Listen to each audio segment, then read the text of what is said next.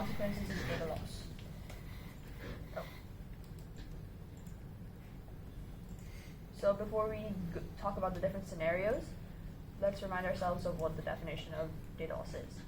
Data loss refers to an error where data is lost or destroyed due to system failure, storage negligence, processing errors, or transmission errors.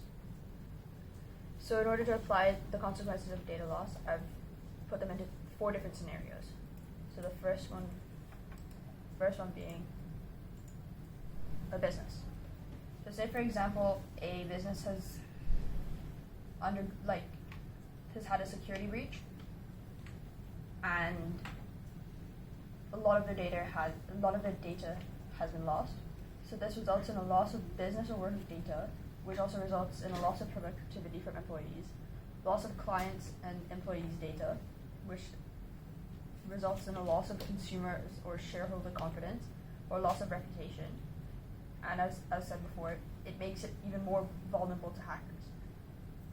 As a result of the security breach, there's a loss of CCTV camera footage and a loss of employee records. Next is the hospital. So say for example, during a natural disaster,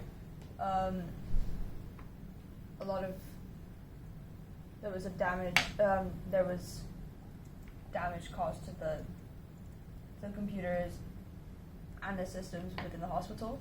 So this would result in a lot of patients' records, which would then, increase health risks, as the doctors don't know what they're dealing with in terms of when dealing with patients, because they don't have the data to, provide evidence as to what they're dealing with. And doctors can be sued because, again, they don't know what they're dealing with. That results in a loss of money, not only for the hospital, but a loss of income for the doctors as well. The next scenario is a bank. So say, for example,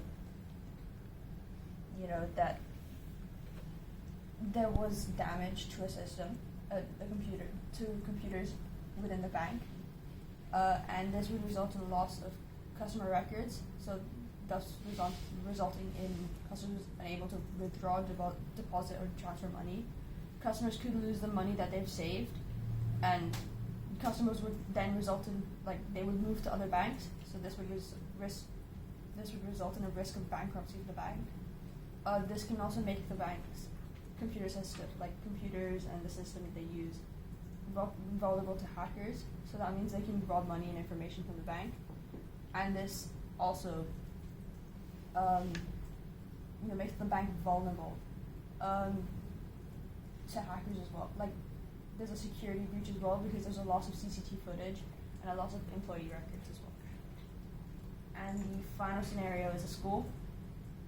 So when data is lost, say for at a school, there's a loss of student data, so that means the records and grades are lost, and students will have no references, neither will teachers, because they can't refer, or they can't make records, they can't write reports for students because they don't have a reference of the grades that they've gotten in the past.